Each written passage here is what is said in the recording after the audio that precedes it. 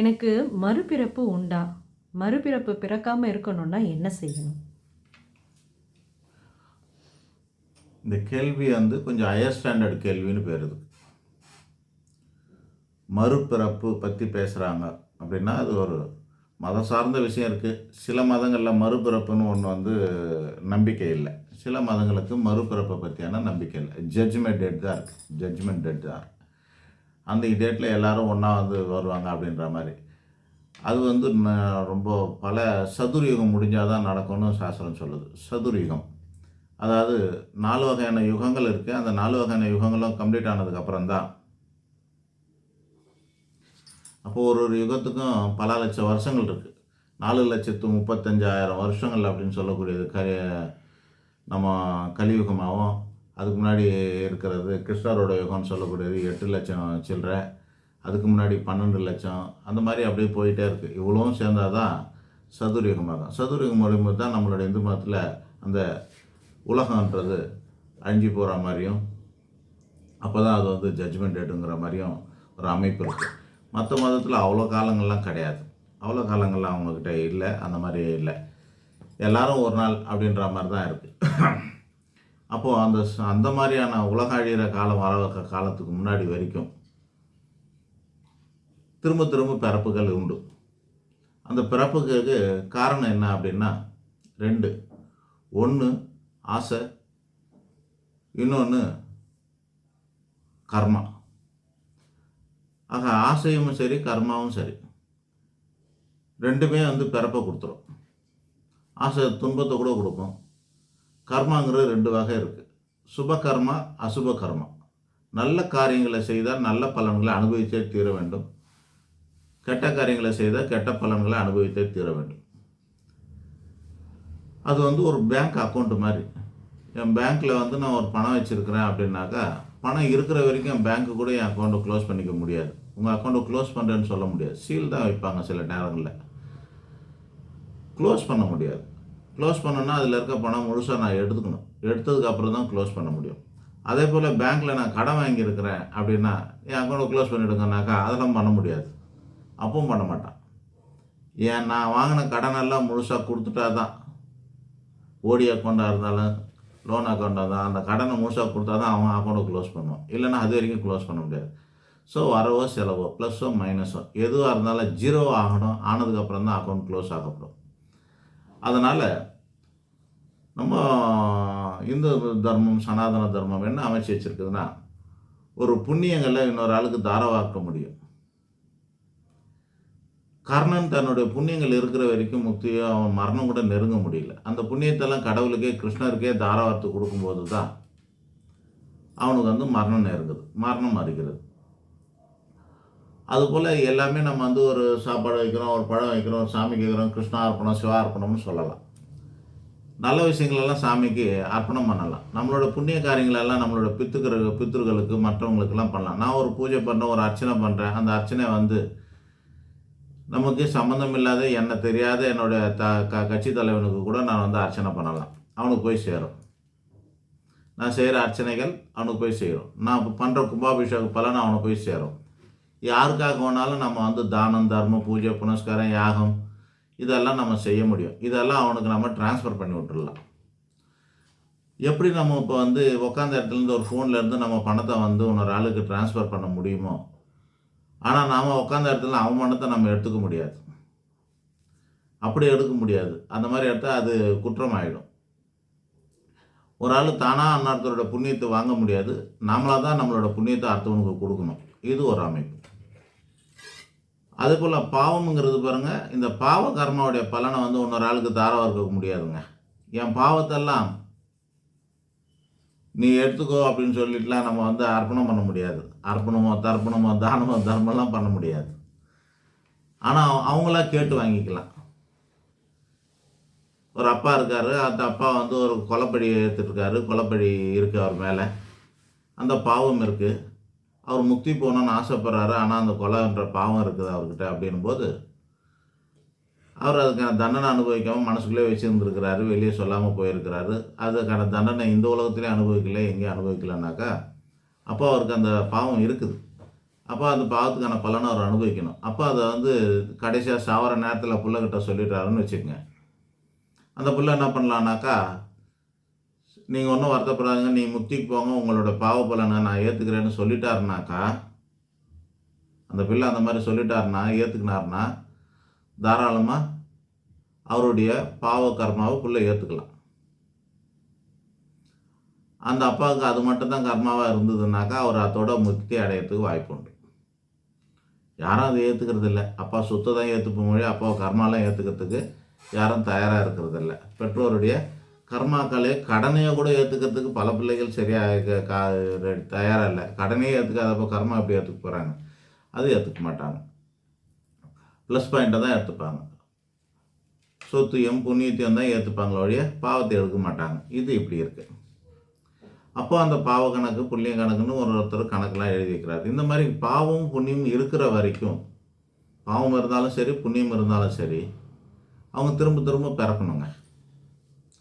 இதில் ஒரு சந்தேகம் வரலாம். நான் ஒரு 25, 40 வருஷம் 50 வருஷம் வரைக்கும், இல்லை இளம் வயசுலேயே ஒரு 30 வயசுலேயே கூட எனக்கு திடீர்னு ஞானம் வந்துச்சு, நான் சித்தர் ஆகிட்டேன்னு வச்சுக்கோங்களேன். சித்தர் ஆகிட்டேன், ஞானி ஆகிட்டேன், மகான் ஆகிட்டேன், பெரிய ஆசிரமம் வச்சு பெரிய புண்ணியஸ்தர் ஆகிட்டேன்னாக்கா, அப்போது என்ன ஆகும்? திரும்பி பிறப்பேனான்னா திரும்ப பிறப்பேன். அப்போ அந்த பிறப்புக்கு பேர் அவதாரம்னு பேர். ஞானம் பெற்று ஒருத்தன் மீண்டும் பிறந்தால் அவனுக்கு பேர் அவதாரம். அந்த அவதாரமானவன் கூட இந்த கர்மா விட்டு வைக்காது. அடுத்த ஜென்மத்தில் அவன் அவதாரமாக பிறந்து ஞானத்தோடு பிறந்து உலகத்தில் நல்லா இருந்தால் கூட அவனுக்கு அந்த கர்மா இருக்கும். அந்த கர்மாவெல்லாம் அனுபவிக்கிறதுக்கு வாய்ப்பு இருக்கும். பட்டினத்தார் மேலே ஒரு பொய்ப்பழி கூட வந்தது. அவர் பாட்டு சிவலிங்கத்துக்கு பின்னாடி உட்காந்து தவம் பண்ணிக்கிட்டு இருக்கார் ஒரு கோயிலில். எவனோ ஒருத்தன் ராணியோட மாலையை திருடிட்டு வரான். திருடிட்டு வந்ததுக்கப்புறமா காவலாளிகள் துரத்திட்டு வரும்போது டவால்னு அதை தூக்கி எறிஞ்சிட்டு ஓடி போகிறான். தூக்கி எறிஞ்சது இவர் மேலே ஊந்துடுது. காவலாளிகள் இவரை பிடிச்சிடுறாங்க. இவர் தான் மாலையை திருடிட்டார்னு எடுத்துன்னு போய் அவருக்கு தண்டனை கொடுக்கும்போது அது வெட்டுற கத்தியெல்லாம் வந்து பூ மலையாக விழுந்துருது பட்டினத்தார் மேலே அப்படின்னு நம்ம கதை சினிமாலாம் பார்த்துருக்கோம். அப்போது எதுக்கு அவருக்கு இந்த துன்பம் அப்படின்னா, பூர்வ ஜென்மத்தில் செய்த பாவத்தின் காரணமாக அந்த 24 ஹவர்ஸ் ஆயிடுச்சு ஒருத்தனுக்கு கர்மா வேலை செய்யுதுன்னு அர்த்தம். அதுபோல் அவதாரமாக இருந்தாலும் அவனுக்கும் கர்மா இருக்கும். நீங்கள் இங்கெல்லாம் இப்போ கூட வாழ்ந்துட்டு இருக்க பல மகான்கள் சித்தர்கள்லாம் நீங்கள் பார்க்கலாம். காலில் கையில், ஏன்னா ஊரஞ்சு ஒருத்தர் உதாரணம் சொல்லலாம். ரமண மகரிஷிக்கு கூட கர்மாவின் காரணமாக புண்ணோட ரோதனையெல்லாம் கடுமையாக இருந்தது. அவர் வைத்தியம் கூட பண்ணிக்க மாட்டேன்னுலாம் சொல்லுவார். அந்த அளவுக்கு அந்த கர்மா வந்து அனுபவிக்கிறதுக்கு அவர் தயாராகிடுவார். மகானாக இருந்தால் அவதாரமாக இருந்தால் என்ன பண்ணுவாங்கன்னா, அந்த கர்மாவை கரைக்கிறதுக்கு அனுபவித்து கரைக்கிறதுக்கு முயற்சி பண்ணுவாங்க. இல்லைன்னா புண்ணியம் செய்து கரைக்கிறதுக்கு முயற்சி பண்ணுவாங்க. அதை வந்து வேறு வகையிலெல்லாம் ஒன்றும் பண்ணிக்க மாட்டாங்க. ஆக கர்மா யாரையும் விட்டு, கடவுள் கூட சீனிவாச பெருமாள் கூட இந்த உலகத்தில் வரும்போது அவர் வந்து தரித்திர பெருமாளாக தெரிஞ்சாருன்னு நமக்கு புராணங்கள் சொல்லுது. அப்போது என்ன காரணம்? கடவுளானாலும் சும்மா கிடையாது. 10 மன்னன் அமர ஈசன் ஓடு எந்திரான்னு சாஸ்திரம் சொல்லும். 10ஆம் இடத்துல குரு வரும்போது சிவபெருமான கையில் ஓடு ஏந்தி போனார். அதுபோல் கர்ம பலன் அளிப்பவன் சனி பகவான் 5 தலை கொண்ட பிராமணுக்கு ஒரு தலையை வெட்டி எறிஞ்சிட்டார் சிவன். இவரோட பார்வைப்பட்டது, சிவனுக்கு கோபம் வந்தது, ஒரு தலையை வெட்டி எறிஞ்சிட்டார். இப்படியெல்லாம் புராணங்களில் சொல்லுது. நீங்கள் படைக்கிறவனாக இருந்தாலும் சரி, படைத்தவனாக இருந்தாலும் சரி, பிறந்தவனாக இருந்தாலும் சரி, யாராக இருந்தாலும் சரி, கர்மாலேருந்து எஸ்கேப் ஆக முடியாது. ஆக மீண்டும் மீண்டும் பிறக்க வேண்டும். ஒரு மனுஷன் திரும்ப திரும்ப பிறந்துக்கிட்டு தான் இருக்கணும். திருமூலர் சொல்வார், ஆற்றின் மணலில் கூட எண்ணிடலாம், ஆற்றங்கரையில் இருக்க மணலை கூட எண்ணிடலான்னா எண்ண முடியும்னா எண்ணிடலாம். ஆனால் ஒரு மனிதனுக்கு கர்மாவை எண்ண முடியாது. அத்தனை 1000 ஜென்மங்கள் எடுக்க வேண்டியது இருக்கும்னு சொல்கிறார். ஆக முக்தி, மோட்சம், சிவலோகம், பரலோகம், வைகுந்தம் போன்ற முக்தி அடையணும்னு நினச்சா கர்ம பலன்களை காலி பண்ண ஆகணும். அப்போ தான் திரும்ப திரும்ப பறக்காமல் இருக்கும். நீங்கள் ஈஸியாக கேட்டுட்டீங்க எனக்கு மறுபிறப்பு இருக்கா இல்லையான்னு. இதை ஜோதிட ரீதியாக கொஞ்சம் பார்க்க முடியும், மறுபிறப்பு இருக்கா இல்லையான்னு. 12ஆம் இடத்துல கேது மட்டும் இருந்தாலுமே போதும்னு சில பேர் நினைக்கிறாங்க. 12ல் கேது தான் அவனுக்கு வந்து மறுபிறப்பு இல்லைன்னு. கிடையாது. கேதுவும் சூரியனும் சேர்ந்து இருக்கணும். யார் ஒருத்தருக்கு லக்னத்துக்கு 12ல் கேதுவும் சூரியனும் சேர்ந்து இருக்கோ அவனுக்கே வந்து மறுபிறப்பு இல்லைன்னு அர்த்தம். ஒரு ஜாதகத்துக்கு 1, 5, 9, 12ல் கர்ம கிரகங்களான சனி, ராகு, கேது இவைகள் இருந்தால் அவன் ஆன்மாவை ஞானத்தை நோக்கி போகும். 1ஆம் இடம், 5ஆம் இடம், 9ஆம் இடம், 12ஆம் இடம். ராகு இருந்தால் உலகத்தை அனுபவிச்சுக்கிட்டே ஞானத்தை பெறுவார்கள், அனுபவ ஞானியாக இருப்பார்கள். கேது பகவான் இருந்தால் அனுபவிக்காமலே ஞானம் பெறுவார்கள். ஆன்மக்காரகன் சூரியன் இருந்தாலும் அப்படி தான். 1, 5, 9, 12ல் சூரியன் இருந்தாலும் அந்த ஆன்மா தன்னை உணரும். குரு பகவான் 1, 5, 9, 12ல் இருந்தால் அவங்களுக்கு ஆன்மீக ஈடுபாடு ஏற்படும். வெறும் ஆன்மீக ஈடுபாடு தான், அது வந்து ஞானத்தை கொடுக்குமான்றது இல்லை. ஆன்மீகத்தால் அவங்க வந்து இப்போ பிற்காலத்தில் வருவாங்க. இப்படி இந்த கேது பகவான் ஒன்றுனா வர்றதுக்குள்ளே பல ஜென்மம் ஆகிடும். 1ல் 5ல் 7ல் 1ல் 5ல் 9ல் 12லலாம் வரும்போது அப்படி இந்த ஞானப்பாதைன்னு சொல்லுவாங்க. சரியை, கிரியை, யோகம், ஞானம்னு பாதைகள் இருக்குது. முறைப்படி வர்றதுன்னா அப்படி வரணும். சரிங்கிறது சாமியை கும்பிட்றது, கிரியங்கிறது சாமிக்கு நாமளே பூஜை பண்ணுறது. இது ரெண்டும் பக்தி மார்க்கமாகும்.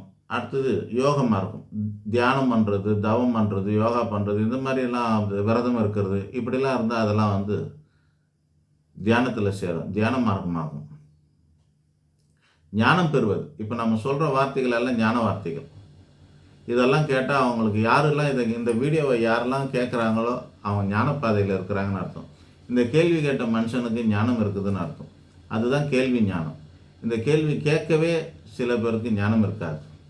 ஸோ அதனால தான் இந்த கேள்வி வந்து சிறப்பான கேள்வியாக சொல்கிறோம், சராசரி கேள்வி இல்லை இது. ஆக ஆன்மீக கேள்வி கேட்பாங்க, ஜோசிய கேள்வி கேட்பாங்க, இது ஞான கேள்வியாகும். ஆக இந்த மகான்கள், சித்தர்கள், ஞானிகள், குருமார்களை தொடணும்.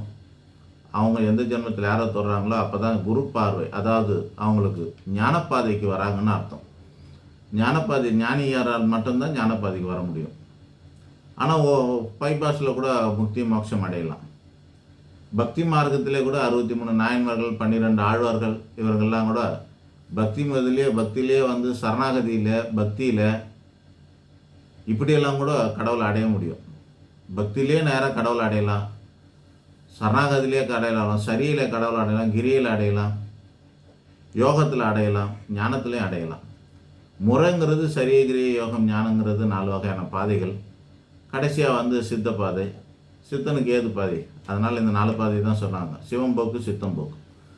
ஆக இது போலெல்லாம் போகிறது அமைப்பு. அல்லது ஒன்றுலேயே தீர்க்கமாக இருந்துட்டாங்கன்னா டைரெக்டாகவே கூட அவங்க பக்தியிலேயே டைரெக்டாகவே 63 நாயன்மார்கள் மாதிரியும் 12 ஆழ்வார்கள் மாதிரியும்லாம் டைரெக்டாகவே வந்து அவர்கள் இறைவனை அடைய முடியும். அப்படியும் உண்டு. இந்த சரியகிரி யோகம்லாம் பண்ணாமலே அருணகிரிநாதர் மாதிரி தடாலடியாக முதல்லையே வந்து முருகரை காட்சியை கொடுத்துட்டு அதுக்கப்புறம் நீ தவம் பண்ணுறான்னு சொல்லி ஒரு 12 வருஷம் தவம் பண்ணதுக்கு பிறகு அவர் ஞானியாக ஆகிறது, இதுவும் உண்டு. அருணகிரிநாதர் புண்ணியத்தின் பலனாக முருகரே வந்து அவரை காப்பாற்றுறார். அது வரைக்கும் அவர் மகா பாவி, செய்யக்கூடாத வேலைலாம் செய்வார். அப்படி இருந்தவர் முருகருடைய பூர்வஜன்ம புண்ணியத்தின் காரணமாக முருகர் அவரை காப்பாற்றி சும்மா சொல்லாரன்னு சொன்னார். அந்த வார்த்தைகளை ஃபாலோ பண்ணிவிட்டு திருவண்ணாமலை கோபுரத்து அடியில் உட்காந்தவர் தான். அப்படியே ஒரு 12 வருஷம் மௌன சித்தராக பேசாமல் சும்மா இருந்து அவர் வந்து ஞானம் பெறுறாரு. ஞானம் பெற்றதுக்கு அப்புறமா பேச சொல்கிறாரு, பாட சொல்கிறாரு. இவர் எப்படி பாடுறதுன்னு கேட்கும்போது அவரே வார்த்தையை எடுத்து கொடுக்குறாரு. ஸோ இதெல்லாம் வந்து பைபாஸில் போகிற மாதிரி ஸ்பெஷல் ரோட்டில் போகிறது. ஆக முறைப்படி போகிறதையும் சொல்லிட்டோம், இந்த மாதிரியான விஷயத்தையும் சொல்லியாச்சு. இப்போ உங்களுடைய கேள்வி என்னென்னா, தனக்கு மறுபிறப்பு இருக்கா இல்லாமல் இருக்கிறதுக்கு என்ன பண்ணணும்? ஆசைகளை தாங்க குறைக்கணும். ஆசைகளை குறைக்கணும். ஆசையெல்லாம் நிறைவேறிச்சுன்னா உங்களுக்கு கர்மா இல்லைன்னு அர்த்தம். ஆசையெல்லாம் இருக்குது அப்படின்னு ஏகப்பட்ட புண்ணியங்கள் நீங்கள் இருந்ததுன்னா அந்த புண்ணியத்தெல்லாம் நீங்கள் ஈஸியாக ஒரே நொடியில் யாருக்காவது தாரம் வார்த்துட்டு போயிடலாம். எப்படி ஒரே நேரத்தில் சொத்தெல்லாம் யாருக்காவது கொடுத்துட்டு போயிடுறோமோ, கடனை கொடுத்துட்டு போக முடியாது. என் கடனுக்கெல்லாம் இவர் தான் பொறுப்புன்னு எழுதி வச்சுட்டுலாம் சாக முடியாது, ஒத்துக்க மாட்டாங்க. ஆனால் என்னோடய சொத்துக்கெல்லாம் இவர் தான் நாமினின்னு சொல்லி எழுதி வச்சுட்டு போயிடலாம். அந்த மாதிரி புண்ணியங்கள் ஏதாவது இருந்ததுன்னா நீங்கள் எழுதாமல் போயிட்டீங்கன்னா, சொல்லாமல் போயிட்டீங்கன்னா, வேறு யாரும் கொடுக்காம போயிட்டீங்கன்னா, அந்த புண்ணிய பலனை அனுபவிக்கிறதுக்காக சொகுசான அப்பா ஆத்தாளுக்கு பிறக்க வேண்டியது வரும். ஒரு தாய் தந்தையர் சொகுசாக வாழ்ந்துக்கிட்டு இருக்கிற ஒரு தாய் தந்தையருக்கு பிறந்து மிக சொகுசாக லௌகியத்தில் உயர்ந்த பொருளாதாரத்தில் இருக்கக்கூடிய ஒரு குடும்பத்துக்கு பிறந்து வாழ வேண்டிய சூழ்நிலை ஏற்படும். பொருளாதாரம் தான் லௌகியத்தில் ஃபுல்ஃபில் பண்ணக்கூடியது இந்த பணம் தான். பெரிய பணக்காரனுக்கு பிறந்தா செல்வந்தனுக்கு பிறந்து சொகுசாக வாழலாம்.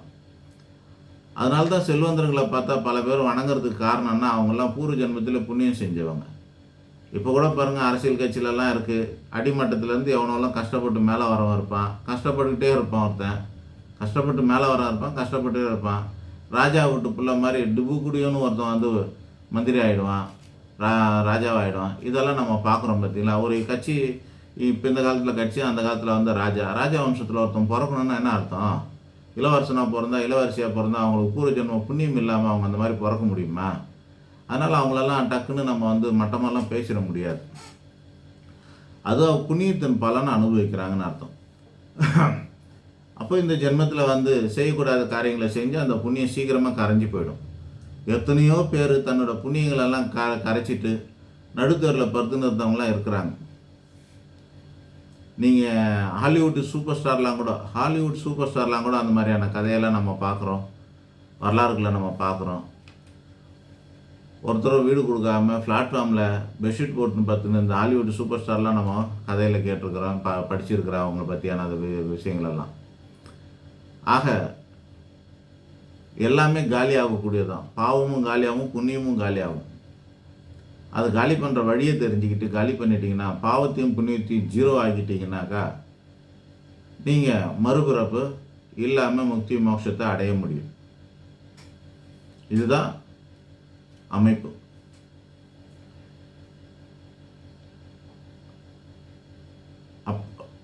அந்த கேள்வியில் வேற என்ன இருந்தது? மறுபிறப்பு உண்டா? உங்களுக்கு மறுபிறப்பு உண்டா? மறுபிறக்காம இருக்கணும்னா என்ன செய்யணும்? ஆமாம், மறுபிறப்பு இல்லாமல் இருக்கணும்னா ஆசைப்படக்கூடாது. துளி கூட ஆசை இருக்கக்கூடாது. ஆசை இல்லாமல் நீங்கள் எதாவதுனாலும் அனுபவிக்கலாம், கிடைச்சதெல்லாம் அனுபவிக்கலாம். ஆசைப்படக்கூடாது. ஆசை இல்லாத வாழ்க்கை தான் முக்கியம். அப்புறமா நம்மளோட செயல்கள் எதுலேயும் தீங்கு விளையக்கூடாது. அடுத்தவங்களுக்கு தீங்கு விளையாமல் இருந்தால், அடுத்தவங்களுக்குன்னு இல்லை, அடுத்த உயிர்களுக்குமே, ஈவன் ஒரு கொசு எறும்புக்கு கூட தீங்கு விளைய வைக்கக்கூடாது. நான் யாருக்குமே தீங்கே செய்யலைன்னுவாங்க. எங்களுக்கு தெரியும், நாங்கள் வரும்போது நீங்கள் என்ன பிராமினா, இல்லை கறிமீன் சாப்பிடுவீங்களா, நீங்கள் சன்மார்க்கியா அப்படின்னு கேட்டால், இல்லை சார் கறிமீன்லாம் சாப்பிடுவேன்னாக்கா, கறிமீன் சாப்பிட்டு நான் யாருக்குமே தீங்கு செய்யலைன்னுவாங்க. நீ யாருக்குமே செய்யலை, ஆனால் எத்தனாயிரம் உயிர்களை கொண்டு இருப்போம், சாப்பிட்ருப்போம். அப்படி அந்த உயிர்கள்லாம் ஒரு ஒரு கோழியை அடித்து சாப்பிட்டான்னா அந்த கோழி எத்தனை பேர் சாப்பிட்றாங்களோ அத்தனை பேரும் திரும்பி பிறந்தாகணுங்க. நாமளும் ஒரு ஜென்மத்தில் கோழியாக பிறக்கணும். நாமளும் ஒரு ஜென்மத்தில் கோழியாக பிறந்து நம்மளே அடித்து ஒருத்தன் சாப்பிடணும். அப்போ தான் அந்த கர்மா கரையும். இந்த மாதிரி பாவ புண்ணியத்தோட தத்துவத்தெல்லாம் புரிஞ்சுக்கணும். தீங்கே இருக்கக்கூடாது. எந்த உயிரினங்களுக்கும் தீங்கு இல்லாத வாழ்க்கை வாழ்ந்தால் தான் நீங்கள் மறுபிறப்பை பற்றி யோசிக்கலாம். மறுபிறப்பு வேணும்னு ஆசைப்படுறீங்களா? நீங்கள் சும்மா இருந்தாலுமே மறுபிறப்பு வரும். எனக்கு மறுபிறப்பை வேண்டான்னு ஆசைப்படுறீங்களா? கண்டிப்பாக நீங்கள் ஞானம் பெறணும். ஞானத்தின் வழியாக பாவ புண்ணியத்தை உணரணும். கர்ம ஞானம்னு ஒரு ஞானம் இருக்குது. கர்ம ஞானம் எதை செஞ்சால் நம்மளோட நட உட பாவனை சொல்லு செயல், இது அஞ்சுத்துக்கும் அப்பாட்டாக்கர் யார் அப்படின்னா, எப்படி நட உட பாவனை சொல்லு செயல், இதுக்கெல்லாம் பாஸ் யார் அப்படின்னா அவர் தான் மனசு. அந்த மனத்தின் காரணமாக மனதால் கூட அடுத்தவங்களுக்கு தீங்கு இல்லாத வாழ்க்கை வாழ்ந்தீங்கன்னா உங்களுக்கு கர்மாங்கிறது ஒட்டாது. அடுத்தவங்களுக்கு உதவிகரமான வாழ்க்கை வாழ்ந்தீங்கன்னா உங்களுக்கு புண்ணியங்கள் நிறைய இருக்கும். உங்கள் புண்ணியங்கள் உங்களோட கர்மாவில் அட்ஜஸ்ட் செய்யப்படும். இப்போ ஒரு ரகசியமான சமாச்சாரத்தை சொல்லுவேன்.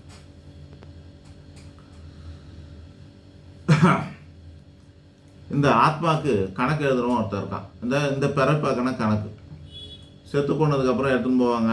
யம தர்மர் வந்து 2 பேரை அனுப்புவார். கிங்கணர்கள்னு பேர். அவங்கள அனுப்புவாங்க. அவங்கள போய் இந்த பூத உடலுக்குள்ளே இருந்த பஞ்சபூதங்களான உடல், பூதம்னா பேய் இல்லை, பஞ்சபூதங்களான உடம்பு, அந்த உடம்புக்குள்ளே இருந்த ஆத்மா வெளியேறி நிற்கும். அந்த ஆத்மாவை கொண்டு போவாங்க. அப்போ நீங்கள் சினிமாவில் கதையிலலாம் சிலதெல்லாம் பார்ப்பீங்க, புராணங்கள்லாம் பார்ப்பீங்க. டைங்குன்னு அந்த இடத்துல வந்து சிவனுடைய அடியார்கள் அல்லது சிவலோகத்தில் இருக்க நந்தியோட ஆட்கள் வருவாங்க. வந்து அவங்கள போய் கூப்பிட்டு போகிறேன்னு வருவாங்களாம். அல்லது வைகுந்தத்தில் பெருமாள் 2 பேரை அனுப்புவார். சத்தியலோகத்துலேருந்து பிரம்மா அனுப்பணும், ஆனால் அனுப்ப மாட்டார். ஏன்னா அவருக்கு யாருமே அவரை பற்றி யாருமே தவம் இருக்கிறது இல்லை. ஆக வைகுந்தத்திலேருந்து அனுப்புவாங்க, அல்லது இங்கேருந்து அனுப்புவாங்க. சொர்க்கலோகத்திலேருந்து கூட ஏஞ்சல்ஸ் வருவாங்க. சொர்க்கலோகத்திலேருந்து கூட அப்சரிஸ், ஏஞ்சல்ஸ், தேவதைகள் வருவார்கள். வந்து கூப்பிட்டு போகலாம். இந்திரனே அனுப்புவார். ஆக அவங்களுடைய ஆத்மாவை அழைச்சிட்டு போகிறதுக்கு இந்த மாதிரி ஆளெல்லாம் வருவாங்க. பாவமும் புண்ணியமும் சேர்ந்து செஞ்சால் அவனுக்கு யம தர்மர் தான் ஆள் அனுப்புவார். அங்கே போனால் இந்த பாவ கணக்கு புண்ணிய கணக்குங்கிறத கணக்கு எழுதுறதுக்கு என் வீடியோ கொஞ்சம் ஸ்லோவாக இருக்க மாதிரி இருக்கும். அட்ஜஸ்ட் பண்ணிக்கோங்க. ஏன்னா என்கிட்ட ஸ்கிரிப்ட் கிடையாது. எதுக்கும் நம்ம ஸ்கிரிப்ட் எழுதுறதில்ல. கேட்குற நொடியில் பலனை சொல்கிறோம், கேட்குற நொடியில் நமக்கு பதிலை சொல்கிறோம். அதனால் ஸ்கிரிப்டெல்லாம் கிடையாது. வாய்க்கு வந்ததை சொல்லிகிட்டு இருக்கிறோம். ஆக இந்த யமதர்மர்கிட்ட சித்திரகுப்தன், விசித்திரகுப்தன் 2 பேர் இருக்கிறாங்கன்னு தெரியும் உங்களுக்கு. இவங்க தான் கணக்கு எழுதுகிறாங்க. அவங்க எழுதுகிற கணக்கு எதுக்கானது அப்படின்னா, இந்த பிறப்புக்கு மட்டும் கணக்கு. பிறந்ததுலேருந்து அம்மாவுடைய யோனிக்குழியிலேருந்து விழுந்த மனுஷனுக்கு, விழுந்த குழந்தைக்கு சாவர வரைக்கும், மரணக்குழியில் விழுற வரைக்கும் அவனுக்கு ஏற்பட்ட அவன் செய்த செயல்களுக்கான பாவ புண்ணிய கணக்கு எழுதுறது இந்த சித்திரகுப்தர். அவர் பார்த்து சொல்கிறது தான் இதெல்லாம். ஆனால் இப்போது இங்கே ஒரு கோர்ட்டு இருக்கும், கீழ் கோர்ட்டுன்னு. அப்புறமா ஹைகோர்ட்டு, சுப்ரீம் கோர்ட்டுன்னு மேலெல்லாம் கோர்ட்டு இருக்குது, தெரியும் உங்களுக்கு. இங்கே போலீஸ் இருக்கும். அப்புறமா லஞ்ச ஒழிப்புத்துறைன்னு ஸ்பெஷல் ஆஃபீஸர்ஸ் இருப்பாங்க. அதுக்கப்புறம் மேலே பார்த்தீங்கன்னா சிபிஐ இருப்பாங்க. அவங்களுக்கு மேலே இடி இருப்பாங்க. இப்படி பெரிய பெரிய ஆஃபீஸர்ஸ்லாம் இருக்காங்க. ஒரு ஆளுக்கு இவர் தான் வந்து பிடிக்கணும்னு அவசியம் இல்லை. சின்ன சின்ன மேட்ருனா இவர் வந்து பிடிப்பார். இங்கே சின்ன சின்ன விஷயங்கள்லாம் இவங்க விசாரிப்பாங்க. பெரிய விஷயங்கள்லாம் அப்புறம் இவர் விசாரிக்கிறத வந்து தப்புன்னு சொல்லிட்டு இன்னொருத்தர் மாற்றுவார். தெரியுமா? கீழ்கோர்ட்டில் சொல்கிறதெல்லாம் ஜட்ஜ்மெண்ட்டே இல்லை, அதெல்லாம் தப்புன்னு சொல்லிட்டு அப்புறமா சுப்ரீம் கோர்ட்டுக்கு போவாங்க. அங்கே வந்து வேற கொடுப்பாங்க.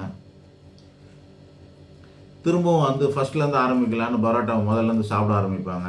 கோர்ட்டே அந்த மாதிரி சாப்பிட சொல்லும். இப்போ அப்படி தான் அதிமுகவுடைய கேஸ் எல்லாம் வந்து திருப்பி அந்த கணக்கெலாம் சரி கிடையாது, திரும்பவும் 1லேருந்து நீங்கள் பரோட்டா சாப்பிடணும்னு சொல்லியிருக்குது. ஸோ அந்த மாதிரிலாம் இருக்கும்.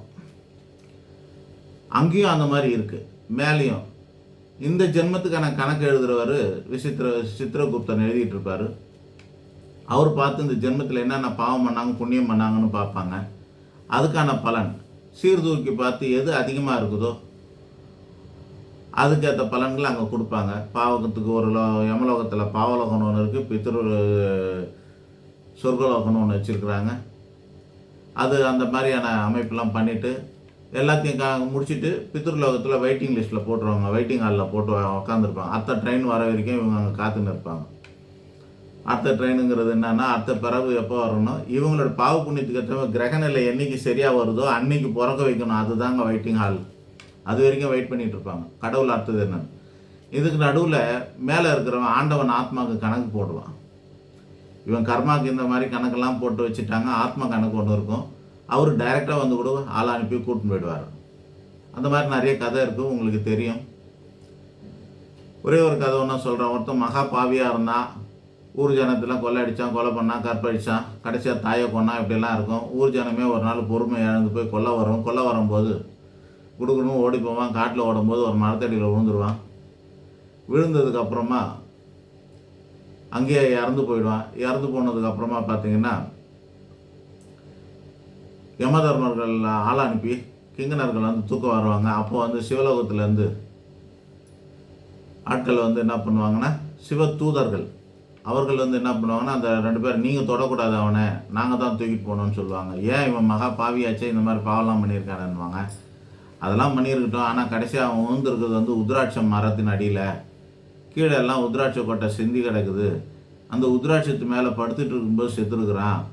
அப்படி செத்தவனுக்கு உத்ராட்சத்தினால அந்த பாவங்களெல்லாம்